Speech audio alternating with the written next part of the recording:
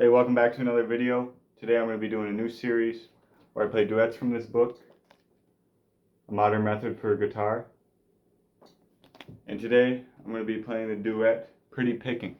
So in this series what I like to do is play through the duet, go over what I focus on when I'm learning the duet, what I think the composer wanted me to learn from the duet, and some other theory things I might go over, but in this one I won't be. I'm just going to go over what I think I was supposed to be learning and what I personally focused on to try to learn from what was written on the page.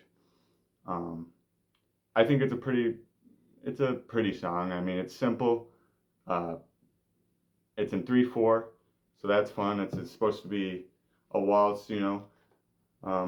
So yeah, let's just get into playing so you can hear it, and then I'll go over those things after the playing.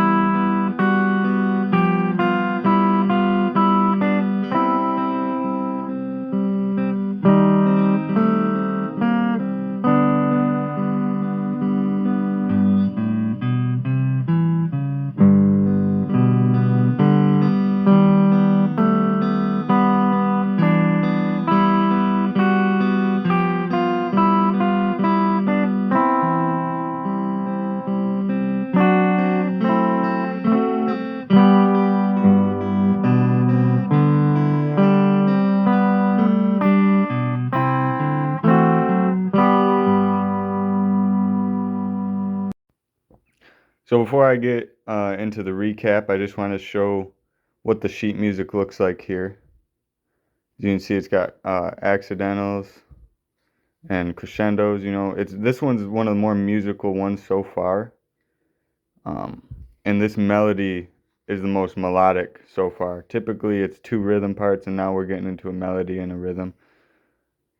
And it's very good. But as you can see, like right here, you got an F natural, and it's in the key of G. So it's supposed to be F sharp. But then it goes, you see, it goes back to F sharp here. And another thing about this one, it's got a coda. So you got to repeat back to the beginning. And then when you get here, you go to the end. And this end's a little bit different from this melody up here. So, you know, it's a little bit to work on. It ain't that hard to learn, but yeah, that's just, I want to show the sheet music because I realized I didn't after recording everything. So here it is. So this part of the video is the recap. For me, this duet was really composed for skipping strings and, you know, picking with the right hand.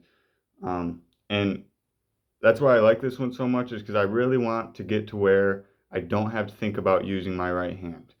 You know, I can go from skipping strings and then changing the note with my left hand, and while not looking. I like to be able to do it while not looking 100%. And it's all about accuracy, and that's what I think this duet was made for, is gaining that accuracy. And there's a couple warm-ups that go with this duet. I'll probably post them in the future, short videos over them, just to show you what I mean about the skipping strings and why it's important. But it's really really, I think this duet and a couple others that were before this and a couple of the warm-ups were really trying to get me to focus on this hand so I can forget that I'm even using it, that it's just natural, you know, because when I do chromatic warm-ups, this hand I don't think about at all. It's just there. I mainly think about this hand, keeping my fingers low and making sure I'm not buzzing any notes or missing any notes, and I'm perfectly in time with this hand. But if this hand's always in time, all I have to worry about is this one being in time. So that's kind of my goal with learning this one, was trying to really get in time and making sure my hands were in time, especially with all the open strings. Um, Another cool thing about this duet is the accidentals inside of it. It lets me realize what chromatic notes can go with what chords, and that's something I love because in soloing, a lot of the times you see chromatic notes are the notes that make you go, oh, that was amazing. That's what made that solo so good. And typically, a solo for me is what makes a song so good, or at least it's the hook that keeps me coming back. It's got dynamics. This duet has dynamics, and you know it's always good to practice dynamics because that's really where all feeling and music comes from. You can play the most basic song, but if you have really good dynamics, it's gonna sound a lot better than if you just played it all one volume or all one feeling or all one, you know, all legato or all staccato. Um, and like always, number one thing, I focus on these duets, and sometimes I play them for weeks on time because I can play the song, but my technique isn't the greatest while playing the song, or I might miss a note every time and say, "Oh, you know, that's fine." No, it's not fine. I got to go back, make sure I'm hitting that note, make sure I have good technique on that note, even if it's a weird chord shape. You know, I need to be hitting those notes.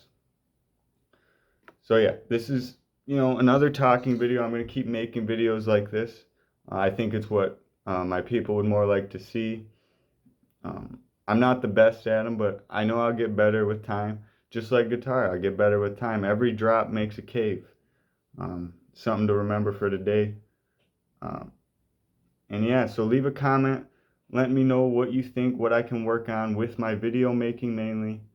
Because I know what I need to work on with guitar if you hear anything. I know about that, but with the video making is really where I need the help uh, in the comments. And, you know, let me know your favorite part of the video. Let me know your least favorite part. Let me know points I could have talked about or things you would have liked to know about the duet or anything like that. Just leave a good comment for me so I can keep making more videos. And yeah, this series, I think it's going to be fun to do.